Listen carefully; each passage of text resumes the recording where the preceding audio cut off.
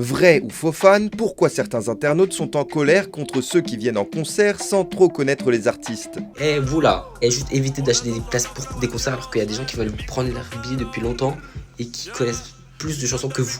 Depuis l'annonce de la tournée mondiale de Bad Bunny pour l'album Debí Tirar Más Fotos, c'est la guerre entre les fans de l'artiste portoricain.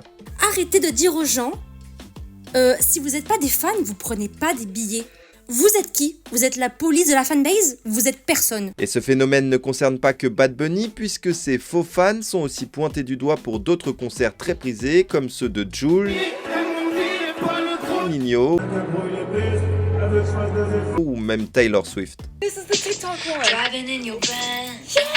Mais alors, pourquoi cette rivalité entre les fans de ces artistes? J'adore la compétition. Ça va être à la vie à la mort.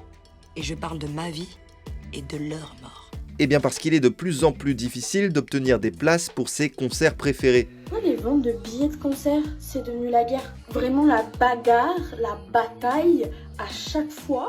Très souvent, les fans rencontrent les mêmes problèmes avec des sites de billetterie qui ne fonctionnent pas bien. On vient d'assister à la pire vente de tous les temps pour Beyoncé.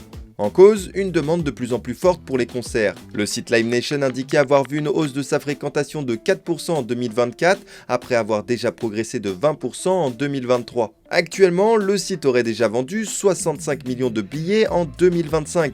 Alors forcément, les plateformes doivent proposer de nouveaux systèmes de vente avec des préventes, des tirages au sort ou des files d'attente avec plus ou moins de succès.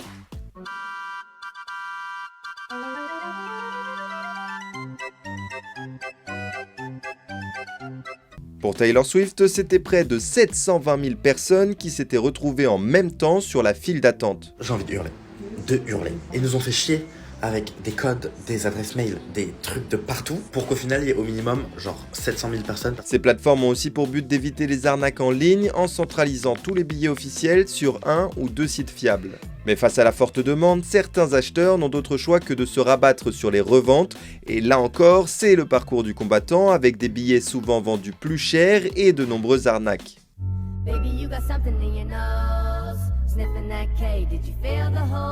Reste qu'acheter des places de concert a toujours été compliqué, surtout pour voir les artistes les plus demandés, comme ici pour Prince. C'est mon sésame, c'était l'enfer pour les avoir, c'est l'enfer pour rentrer vite. Si aujourd'hui la file d'attente se fait en ligne, à l'époque c'était souvent la même chose, avec un brin de courage en plus. Je suis là depuis 5h du matin.